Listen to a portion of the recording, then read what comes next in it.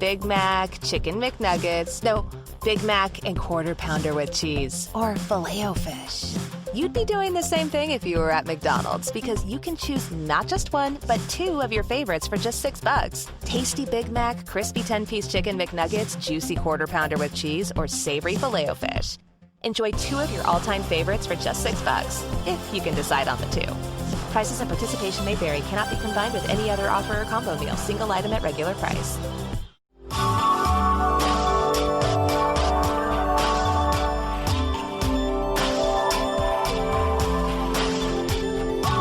Welcome to the Beverly Hills Plastic Surgery Podcast.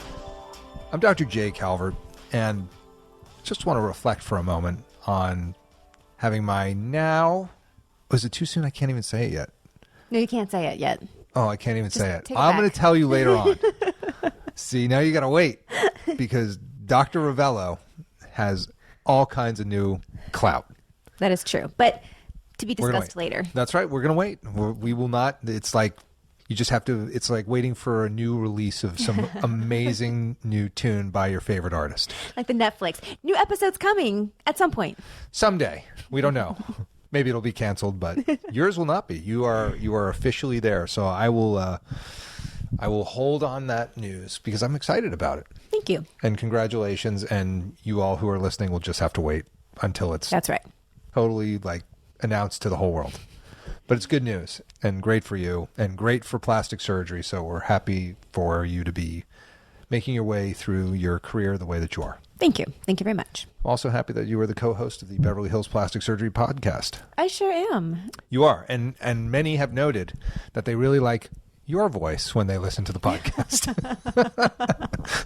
It always comes up where they're like, I really like her voice. I was like, hello. And is there any other voice in there that you like? Because there's one other one, actually. And they're like, no, I really like, I like Dr. Rovelo's voice. She really sounds great on a podcast. Okay. Fair Good enough. So maybe she should just do it by herself and I'm just kidding. No, I like having you around. Thanks for keeping me. Thanks. But it is true that some people have a really good voice for podcasting. Which is better than having a face for podcasting I've been or told a that. Face for radio. I have been told that. Yeah, that's true. It's good. Life is good. The podcast has had big reception in the rhinoplasty community. And also I think our liposuction episodes have also been pretty well received. They definitely have. And I know one patient came in after listening to the breast augmentation episode saying that was very helpful. Yeah. So Well, that's the more and goal. more people are into it. Yeah. And we're happy about that. So today we're going to do something that I do a lot of, and we're going to do an episode on teen rhinoplasty. You definitely do a lot of it. I see on your schedule a lot of younger men and women coming in for their rhinoplasty under the age of 20. I guess we could call teen under the age of 20. And I would include in this the 21, 22, 23, 24-year-olds too, because even though they are technically not minors and they can sign for themselves, they oftentimes have parents involved.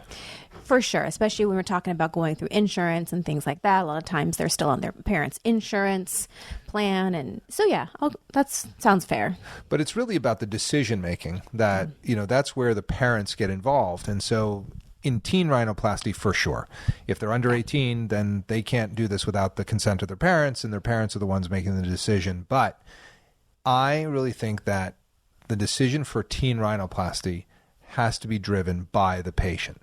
And so that's an interesting topic. And I was going to ask you that for the patients that you see that are legitimate teenagers, where does it come from? Is it the kids going to the parents and being like, I hate my nose, I hate this bump? Or do you see the parents sort of nitpicking their kids' appearance and being like, have you thought about, do you want to do anything about this? It's an interesting question. And that's where it's mostly the patient.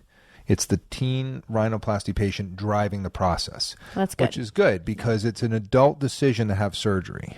Just because they're a minor and they can't sign for themselves doesn't mean they don't think like an adult. And so I really like it when the push for the rhinoplasty comes from the patient. Well, that's what it should be. You certainly don't want parents going around critiquing their child's appearance and pushing for surgery. So